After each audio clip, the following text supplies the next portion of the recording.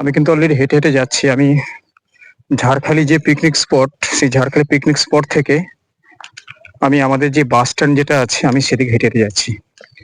Jharkhali picnic spot যতটা আমি পেরেছি আপনাদেরকে একটু শেয়ার করেছি।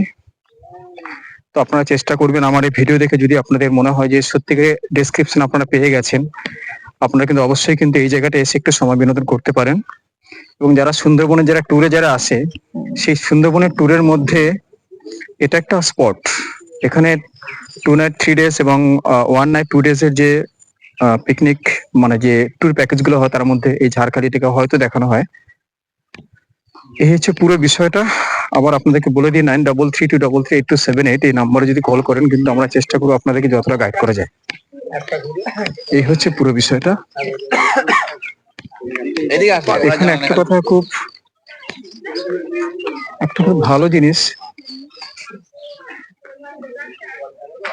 জাতি ধর্ম বর্ণ নির্বিশেষে কিন্তু সমস্ত ধরনের মানুষ কিন্তু এখানে আসে।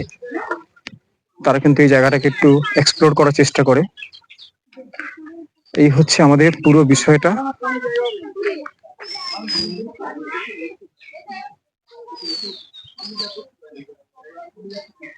আমার বাড়ির কিছু মেম্বার অলরেডি এখানে এসছে,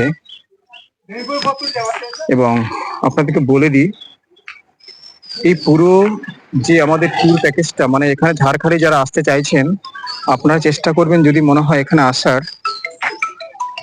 আপনারা কিন্তু অবশ্যই কিন্তু এখানে প্রথমে আমাদের মানে আমাদের ওয়েস্ট বেঙ্গলের যে কোনো জায়গা থেকে প্রথমে আপনারা শিয়ালদা আসবেন। শিয়ালদা আসার পরে সেখান থেকে আপনারা ক্যানিং আসবেন। ক্যানিং এ আসার পর সেখান থেকে আপনারা ছোট করে বাস বা কোনো গাড়ি বা জিও গাড়ি বা ম্যাজিক গাড়ি করে আপনারা আসতে পারেন আমাদের ঝাড়খালি। ঝাড়খালি আসার পর এখানে বসে আপনারা কিন্তু সেটাকে এক্সপ্লোর করতে পারেন। Thank you so much.